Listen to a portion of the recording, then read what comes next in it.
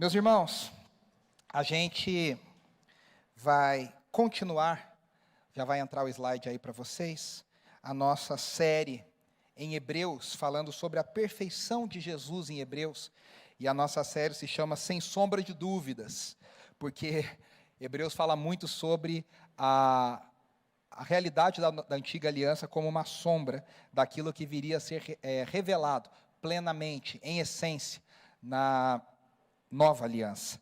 E a gente hoje vai falar sobre o sacrifício perfeito, a redenção sem mácula. Você já percebeu pelo louvor que nós vamos falar sobre o sangue de Jesus. Nós cantamos só sobre o sangue de Jesus, falando sobre o sangue de Jesus. Então nós vamos falar sobre o sangue de Jesus. A gente vai ver, né, como a gente tem falado, só para lembrar o que a gente falou nas duas primeiras mensagens e nas duas primeiras semanas, para refletir. A gente refletiu como Jesus é o nosso sumo sacerdote perfeito. Então a gente vai ver aí, pode passar, Mateus, por favor? A gente tem aí 3 características porque Jesus é o maior sumo sacerdote, ele é o grande sumo sacerdote, ele realmente é aquele que inigualável, ninguém fez o ofício, ninguém realizou o ofício de sumo sacerdote, como Jesus realizou. Aqui fica uma coisa, né, só para a gente entender, que eu quero deixar bem claro, se ainda não ficou claro para você. A gente sempre precisa de alguém que fale no nosso nome entre Deus e nós. A gente não tem acesso direto a Deus, de forma alguma.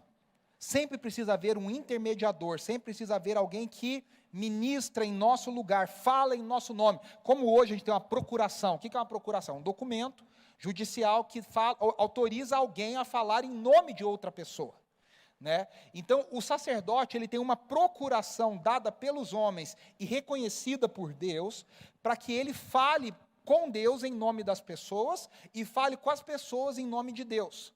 E nós estamos dizendo que Jesus se coloca como o maior sumo sacerdote de todos, o maior sumo sacerdote da história. Por quê? E aí a gente falou nas primeiras 2 mensagens, porque ele se identificou plenamente conosco, se tornando totalmente homem.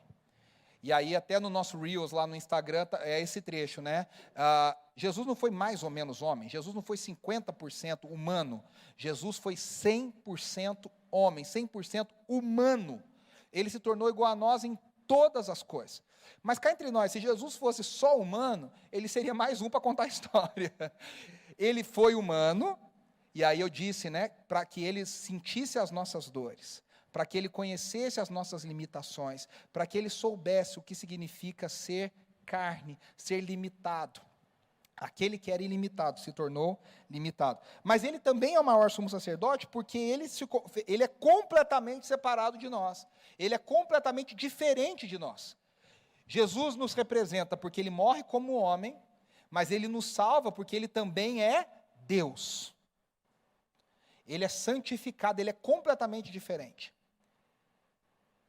Aí você fala, como ele é diferente? Ele não era homem? Ele era homem. Ele não tinha o Espírito Santo? Ele tinha o Espírito Santo. Jesus tinha 2 diferenças básicas de nós. Primeiro, ele não tinha a inclinação pecaminosa.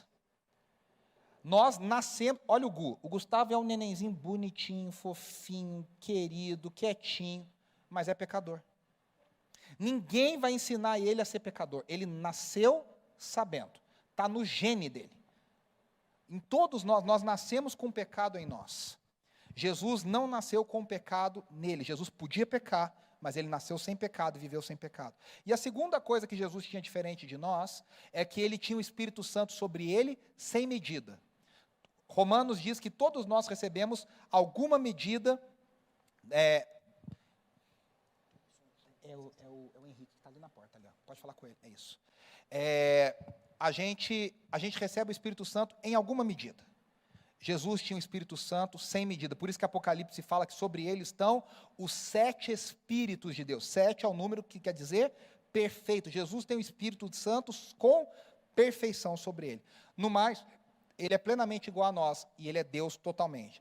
E a terceira coisa que a gente terminou falando semana passada, é porque ele não entrou no tabernáculo daqui da terra. Ele não entrou no templo aqui da terra. É que nem eu brinco, né? Você vai no templo de Salomão, visitei o templo de Salomão. Onde? No Brás. né? Aonde?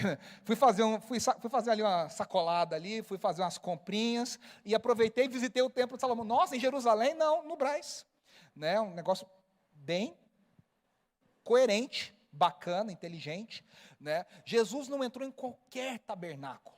Jesus entrou no tabernáculo verdadeiro. Jesus entrou no tabernáculo verdadeiro. Eu falei da Darlene Check, né, a líder da Hillsong, a maior líder de louvor na primeira década desse novo século. Uma vez a gente estava no acampamento adolescente, e um menino falou para a gente assim: ah, Darlene, mora na Austrália, maior líder de louvor do mundo, grandes eventos e tal. Aí o menino de uma igreja lá no interior do estado de São Paulo falou assim: ah, Darlene vai lá na minha igreja mês que vem. Aí todo mundo: oi? A Darlene da Austrália? Aí ele: a gente falou: meu amigo, pode ser. Se fosse hoje, a gente ia falar que é a Darlene da Shopee, né? Que é a Darlene falsificada. A verdadeira não vai. Na tua igreja, não, ela não vai. É uma cópia, é um sósia, é um dublê, é uma dublê, mas a verdadeira não vai, né? Porque a coisa não funciona assim. Jesus não entrou numa cópia, Jesus entrou no verdadeiro tabernáculo, ele ofereceu diante de Deus um sacrifício muito sério, mostrando como ele nos leva a sério. E aí, algo muito curioso para a gente perceber em Hebreus é que Jesus, ao mesmo tempo, é o sumo sacerdote e o sacrifício. Ele é o que oferece e ele é quem é oferecido. Ele é o sacerdote e ele é o sacrifício. E aí, no capítulo 9, o autor vem falando da construção do tabernáculo no deserto. A gente fez uma série recente sobre Êxodo, quem não viu está lá no nosso YouTube, no nosso Spotify. E cada coisa significa algo. E ele vai falando isso no capítulo 9. Um candelabro, que significava isso. A mesa, que significava aquilo. A arca da aliança, que significava aquilo. Então, no versículo 1, ele diz assim: ora, a primeira aliança tinha prescrições para adoração e também um santuário terreno. Aí, veja como ele constrói o raciocínio. No versículo 8, ele fala: pecados que o povo havia cometido por ignorância. Aí no 8 ele diz assim: dessa forma, o Espírito Santo estava mostrando que ainda não havia sido manifestado o caminho para o lugar santíssimo, enquanto o primeiro tabernáculo permanecia erguido. O que acontece quando Jesus morre? O véu do Santo dos Santos se rasga de alto a baixo. O caminho do Santo dos Santos se torna aberto. E o que ele está dizendo? Lembra que Jesus disse: é necessário que eu derrube esse templo e o reconstrua em 3 dias. E os fariseus falam: que coisa maluca é essa? Os saduceus: que coisa doida é essa? Como é que o senhor vai derrubar esse templo e vai reerguê-lo em 3 dias? Jesus estava falando sobre o que ele ia fazer através da sua morte e da sua ressurreição no seu corpo. Então, o autor de Hebreus está dizendo: enquanto o tabernáculo, o templo existisse aqui na terra, o caminho do Santo dos Santos estava fechado. Quando Jesus anula o templo terreno, gente, para um judeu, o lugar do templo é o lugar mais sagrado da terra. É o lugar mais sagrado da terra. Até hoje, quem já foi em Jerusalém sabe, há uma reverência na região do templo, na região do Muro das Lamentações, nas pedras, nas ruínas. A reverência, aquele lugar é sagradíssimo para eles. Por isso que eles estão dispostos a matar e morrer por causa daquele lugar. E o autor de Hebreus está dizendo: enquanto aquele lugar fosse válido, o verdadeiro tabernáculo não poderia ter o acesso aberto. E aí no 9 ele fala assim, no versículo 9: isso é uma ilustração para os nossos dias, indicando que as ofertas e os sacrifícios oferecidos, veja só, não podiam dar ao adorador uma consciência perfeitamente limpa. As ofertas de bodes, carneiros e pombos não podiam modificar a consciência, a mente, o coração de alguém. Purificava por fora. E aí a gente chega no versículo 11, pode passar, Mateus, que é a nossa leitura de hoje, do 11 ao 14. Diz assim: contudo, versículo 11, Hebreus 9, 11. Quando Cristo veio como sumo sacerdote, a gente já falou sobre isso, dos benefícios agora presentes, ele, Cristo, adentrou o maior e mais perfeito tabernáculo, não feito pelo homem, isto é, não pertencente a essa criação. Para quê? Vou dar de João Kleber de novo. De novo, o autor traz o tema de que Jesus é superior à antiga aliança, porque Jesus entrou num acesso VIP que ninguém entrou. Ele teve acesso a um tabernáculo que ninguém teve. Ele entrou numa área reservada que ninguém... Hoje todo mundo quer ser influencer, todo mundo quer ser famoso do Instagram, porque esses caras, eles entram na área VIP. Jesus entrou na área VIP que ninguém entrou. Jesus teve acesso aonde... Por isso que o autor de Hebreus está dizendo, ele é maior que todo mundo, ele é maior que Moisés, ele é maior que Elias, ele é maior que Isaías, ele é maior que Joel, ele é maior que Ezequiel, porque ele entrou no lugar que ninguém teve acesso, que é o lugar aonde Deus mora, que é onde Deus habita, onde Deus governa as nações. Então, com a chegada do Messias, aquele mundo que existia só no reino dos céus, agora se torna acessível aos homens. A morte e a ressurreição de Jesus dizem para nós que o novo mundo começou. Aí você fala, eu sempre digo isso, né? A pessoa se converte, aceita Jesus, se ela tem cabelo liso, ela continua com o cabelo liso. Se ela tem pele escura, ela continua com a pele escura. Se ela tem pele clara, ela continua com a pele clara. O novo nascimento não nos transforma fisicamente, mas ao mesmo tempo nos insere num mundo que é o mundo de Deus. Que é o mundo de Deus, que é o mundo que Deus governa, que Jesus é o rei, que as coisas são diferentes. É como se houvesse, para a gente hoje é muito fácil entender isso. Na época de Hebreus era difícil, para a gente é facinho. A gente está vendo uma outra realidade. Que nem existe hoje realidade virtual. Eu falei disso até essa semana na minha aula, na minha mentoria. Esses óculos, como é que chama agora o da Apple? Como é que chama o óculos? Vision, alguma coisa, né? Que eu acho breguíssimo, aquele negócio parece sei lá, um capacete no olho. Mas a pessoa, ela olha, teve um cara aqui no Brasil que foi o primeiro a comprar, ele fez todo um negócio e tal no Instagram. Ele está cozinhando, lavando a louça, ele vê a tela do e-mail, ele vê a tela da Apple TV, ele vê a tela do Instagram, então ele não precisa mais parar e olhar para o celular. Aonde ele olha, as coisas estão ali. O cristão, ele é inserido num mundo onde o diabo já foi derrotado, os principados e potestades já foram derrotados, Deus já está no trono totalmente, a vontade de Deus já é feita, e Jesus é o rei do mundo, é o dono do universo, e a vontade de Deus é feita plenamente. Por isso que a gente vive aqui, mas em outro mundo, de certa forma.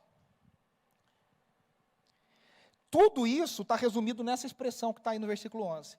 Benefícios agora presentes. A NIV, a New International Version, em inglês, coloca assim, coisas boas que agora já estão disponíveis. Quando Cristo se torna o sumo sacerdote, aquelas coisas de Deus que estavam guardadas com Deus, se tornam disponíveis a nós. Que é o que a gente falou nas outras mensagens, a gente recebe graça e misericórdia, perdão, a gente se aproxima. Isso não estava disponível, agora está aberto, agora a gente tem acesso a essas coisas, a esses benefícios. De novo, por isso que Jesus diz que João Batista era o menor no reino dos céus. Porque até João Batista não estava aberto, a partir de João Batista estava aberto. Aquela mulher sírio-fenícia que Jesus disse que ela comeu das migalhas que caíram da mesa, ela experimentou mais da revelação do reino dos céus do que muitos profetas do Antigo Testamento. Porque essa é a verdade do reino dos céus. O banquete foi colocado à mesa. Aí o versículo 12 continua. Não por meio de sangue de bodes e novilhos, mas pelo seu próprio sangue. De novo, Jesus é o sumo sacerdote que se oferece. Ele entrou no lugar santíssimo de uma vez por todas e obteve eterna redenção. Aqui na mente do judeu está a história de Isaac e Abraão. Quando Abraão vai oferecer Isaac, porque Deus pede em Gênesis capítulo 22. E quando Abraão, você conhece a história provavelmente, quando Abraão estende para levantar a faca, o cutelo, para matar Isaac. Isaac não está entendendo.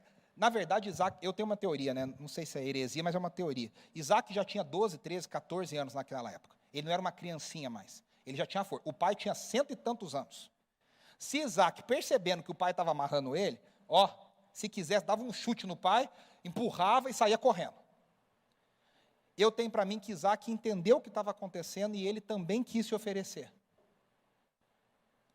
Mas Deus disse, o anjo disse, não estenda a mão sobre o menino, porque Deus proverá para si um cordeiro. É isso que está aqui no pano de fundo dessa passagem. Jesus é o sacerdote, e aí pergunta, cadê o sacrifício? E ele diz, o sacrifício sou eu. E ele oferece o seu próprio sangue. E aí, veja só, ele entrou no lugar santíssimo de uma vez por todas. Aqui talvez seja a ideia mais surpreendente e realmente chocante da carta de Hebreus para um hebreu, para um judeu. Porque em nenhum lugar da literatura judaica o sacrifício humano é aceitável. Não há na história judaica, não há na história hebraica, um momento que o sacrifício humano seja oferecido, seja pedido por Deus. Deus nunca pediu sacrifício de gente. Deus pede sacrifício de animais e oferta de cereais. Aqui é o único lugar onde o sacrifício humano foi aceito e bem aceito. Só que Deus não pediu para ninguém, Deus pediu para si mesmo. Ele ofereceu a si mesmo o seu próprio filho para morrer e pagar esse preço. E aí o 13 diz assim: ora, se o sangue de bodes e touros e as cinzas de uma novilha espalhadas sobre os que estavam cerimonialmente impuros os santificavam, de forma que se tornavam exteriormente puros. O que ele está falando aqui? No Antigo Testamento tudo era santo e profano, santo e profano, santo e profano. Uma mulher nos seus dias de menstruação se tornava impura. Uma pessoa que tocasse num cadáver se tornava impuro. Tinha uma série de regras, que se a pessoa fizesse aquilo, ela se tornava impura. O que tinha que fazer? Pegar as cinzas dos animais e colocar sobre as pessoas. O sacerdote ungir essa pessoa, colocar a cinza e colocar ali o sangue, para que essa pessoa se tornasse pura novamente. Ele está dizendo, se o sangue de animais teve esse poder exterior, aí olha o 14. Quanto mais o sangue de Cristo. Aqui, esse quanto mais é o argumento de Hebreus o tempo inteiro. Se isso, aquilo, quanto mais. Se isso e aquilo na antiga aliança, quanto mais na nova. Quanto mais na nova. Tudo é quanto mais. Quanto mais o sangue de Cristo. Olha que coisa linda aqui. Pelo Espírito eterno, se ofereceu de forma imaculada a Deus. Purifica a nossa consciência de atos que conduzem à morte, para que sirvamos ao Deus vivo. Primeira coisa, Jesus é um sumo sacerdote perfeito e um sacrifício também perfeito. O seu sacrifício é tão perfeito que ele não precisa repetir a oferta, foi feito de uma vez por todas. Vamos ver 2 versículos que falam isso? Pode passar, Mateus. Hebreus 9, do 26b ao 28a, diz assim: agora, porém, ele, Cristo, apareceu de uma vez por todas no fim dos tempos, para aniquilar o pecado, sacrificando a si mesmo. Da mesma forma como o homem está destinado a morrer uma vez só, e depois disso enfrentar o juízo, assim também Cristo foi oferecido em sacrifício uma única vez, para tirar os pecados de muitos. Olha o outro versículo, Hebreus 10, do 10 ao 12, diz assim: pelo cumprimento dessa vontade, fomos santificados por meio do sacrifício do corpo de Jesus Cristo, oferecido de uma vez por todas. Dia após dia, todo sacerdote apresenta-se para exercer os seus deveres religiosos e repetidamente oferecer os mesmos sacrifícios, que nunca podem remover pecados. O que o sacrifício de animais faz? Empurra o pecado para frente, empurra o pecado para frente, empurra o pecado para frente. Sabe gente que pega um empréstimo para pagar outro empréstimo, para pagar outro empréstimo, para pagar outro empréstimo, você não está pagando a dívida, você só está empurrando ela para frente, para frente, para frente. Era isso que ele fazia, não pagava a dívida continuava lá. Só empurrava um pouquinho mais. Aí ele diz: no entanto, depois que Jesus acabou de oferecer um único sacrifício pelos pecados, que é válido para sempre, ele se assentou à direita de Deus. O texto diz, no versículo 14 de Hebreus 9, que Jesus ofereceu o seu sacrifício pelo Espírito eterno. Em outras palavras, o seu sacrifício não foi só corporal, o seu sacrifício foi espiritual. E por que foi sacrifício espiritual? Preste atenção que isso é lindo, meus irmãos. O sangue de Jesus é aplicado em nós espiritualmente. O sangue de animais podia tocar o nosso corpo, por fora. O sangue de Jesus nos toca no mais íntimo do nosso ser. Transforma a nossa vida, transforma a nossa essência, transforma o nosso coração. Então, o sangue de Cristo, tudo bem que hoje tem muita gente que gosta de coisa de vampires, Vampire Diaries, vampiro e lobisomem e tal. Faz sucesso. Mas para muita gente falar de sangue é um negócio meio assustador, Tem gente, não eu, outras pessoas, que não gostam de tirar sangue, por exemplo, que até os 30 anos tinha que ir acompanhado fazer exame, porque senão desmaiava. Acontece. E Deus dá tamanho, mas não dá coragem às vezes. E aí, falar de sangue é um negócio meio tétrico, assim. É um negócio meio místico para alguns. Né? Todo ritual cabalístico, todo ritual de misticismo, todo ritual de coisa estranha, ou do ocultismo, tem sangue. E aí está falando, olha, a Bíblia está falando de sangue. Meus irmãos, porque sangue fala do que é vital, fala da vida. Tanto que quando a gente para de viver, a gente morre, o nosso sangue para de circular. Você fura o cadáver, não sai sangue, porque o sangue não está mais ali, não tem mais vida. Então, o sangue de Cristo é uma mensagem central no cristianismo. Central no cristianismo. Há poder no sangue de Jesus. A gente canta isso há séculos. Há poder, sim. Né? Há poder no sangue de Jesus. Há poder, sim. A gente canta isso há séculos como igreja. E aí o autor vai nos dizer no versículo 14, 3 coisas sobre o sangue de Jesus. Pode colocar, Mateus, por favor. E eu quero que você guarde essas 3 coisas. Pode passar. A superioridade do sangue de Jesus. Número 2, o poder do sangue de Jesus. E, finalmente, o propósito do sangue de Cristo vertido por nós. O sangue de Cristo é superior, meus irmãos, porque ele assegura a nossa eterna redenção. É o que diz o versículo 14. O sangue de Jesus tem poder, porque ele purifica a nossa consciência. E o sangue de Cristo tem propósito, porque ele motiva a nossa obediência. Então, em primeiro lugar, a superioridade do sangue derramado. Eu quero ler aqui um autor muito famoso, muito conhecido, chamado Andrew Murray. Olha o que ele escreve. Era a vida de Deus que habitava nele. Essa vida, a vida de Deus, deu seu sangue. Cada gota dele, um valor infinito. O sangue de um homem é de maior valor do que o de uma ovelha. O sangue de um rei ou de um grande general é considerado de maior valor do que de centenas de soldados ordinários. O sangue do Filho de Deus é inútil a mente buscar por alguma expressão de seu valor. Tudo o que podemos dizer é seu próprio sangue, o precioso sangue do Filho de Deus. Essa música que nós cantamos hoje me emociona muito quando ela diz, o sangue do... É quase assim, cara, é o sangue do Cordeiro. É o sangue do Filho de Deus. É o sangue de Deus. Imagine o valor de cada gota desse sangue. O autor de Hebreus diz que Cristo ofereceu não sangue alheio, mas o seu próprio. Por isso, o sangue de Cristo é maior do que todos os outros sangues da história. E aí a gente lembra que no Antigo Testamento, o sacrifício não podia conter nenhum defeito. A novilha não podia ter nenhum defeito. A pomba não podia ter nenhum defeito. Nenhum defeitinho. Porque diante de Deus precisava ser oferecido um sacrifício perfeito. Jesus é o sacrifício perfeito. Se ele é perfeito, o sangue dele vale mais. Que nem um cavalo, né, puro sangue. Quando vai se comercializar, por exemplo, o sêmen desse cavalo, o valor é altíssimo no mercado. Por quê? Porque ele é superior aos outros. A genética dele é melhor do que as outras.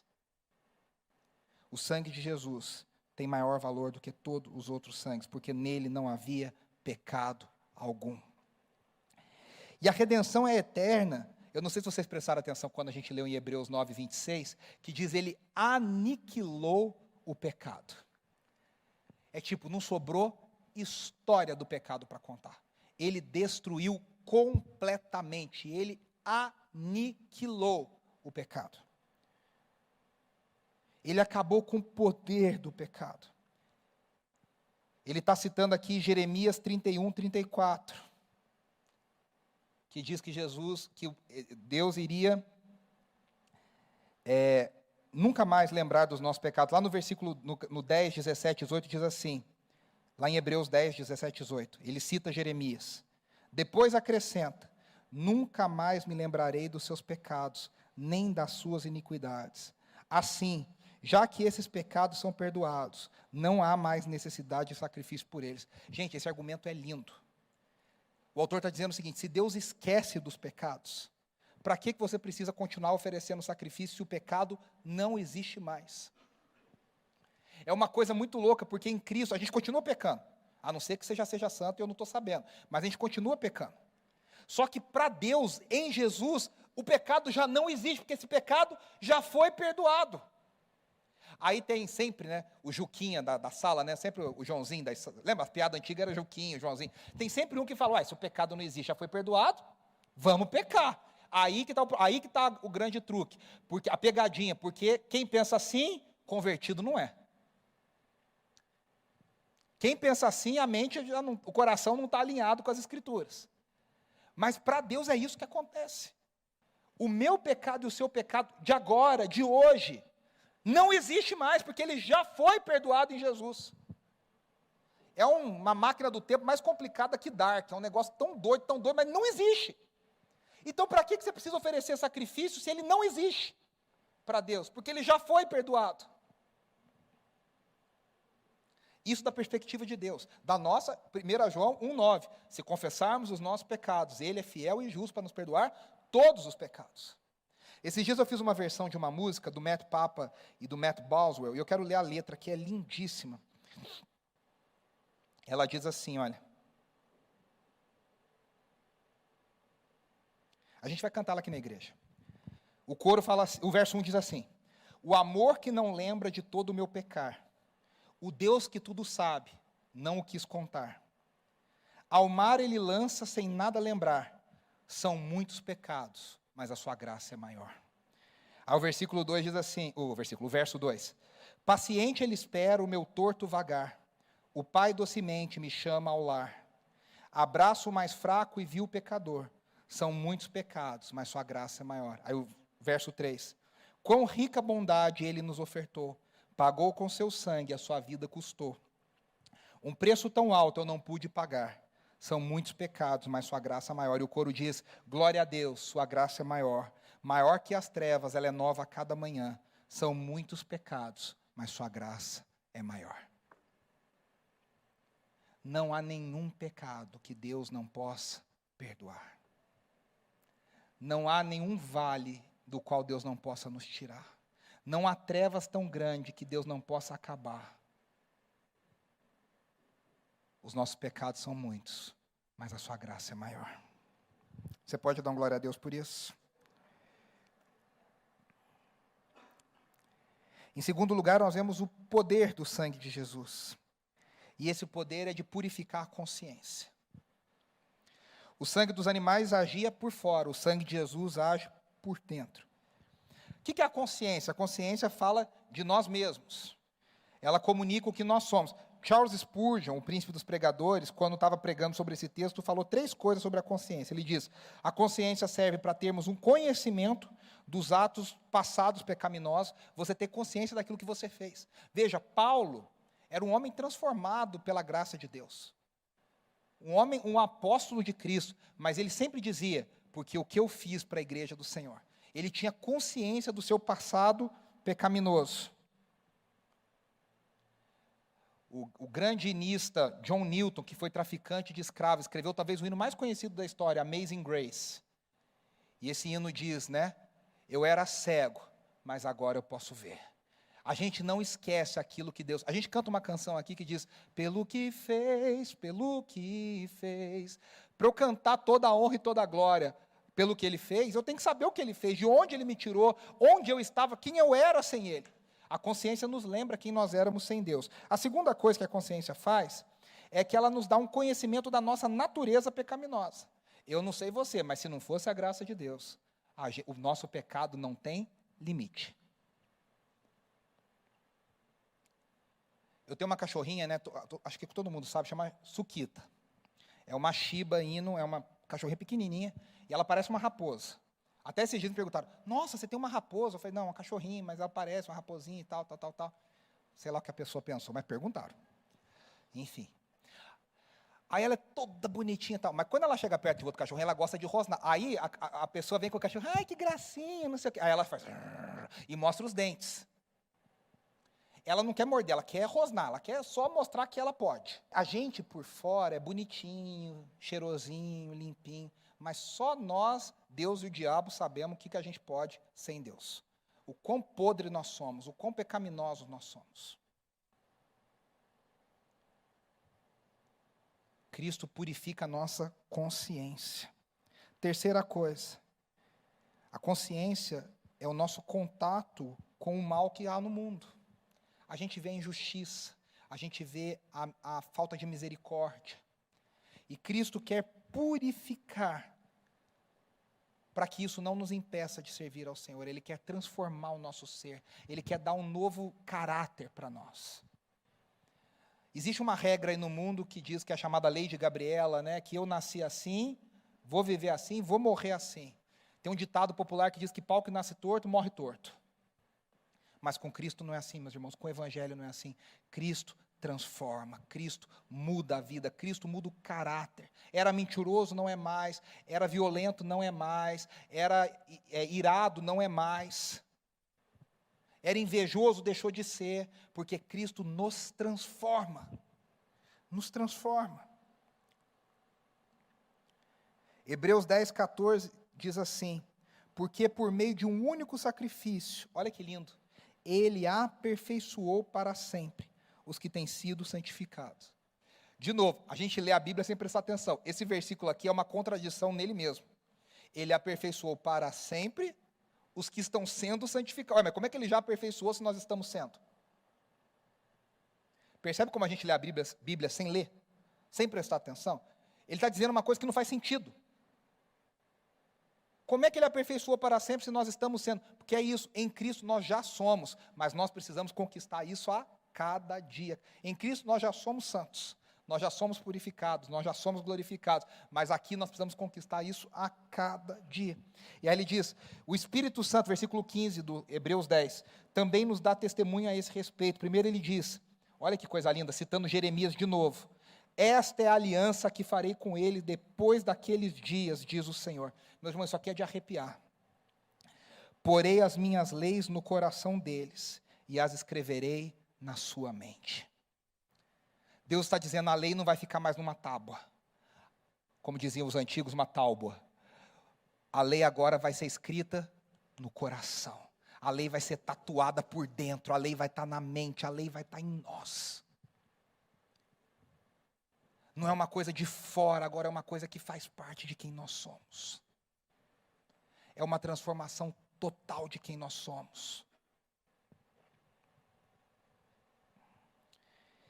E aí tem uma curiosidade, outra coisa que a gente lê e não pensa.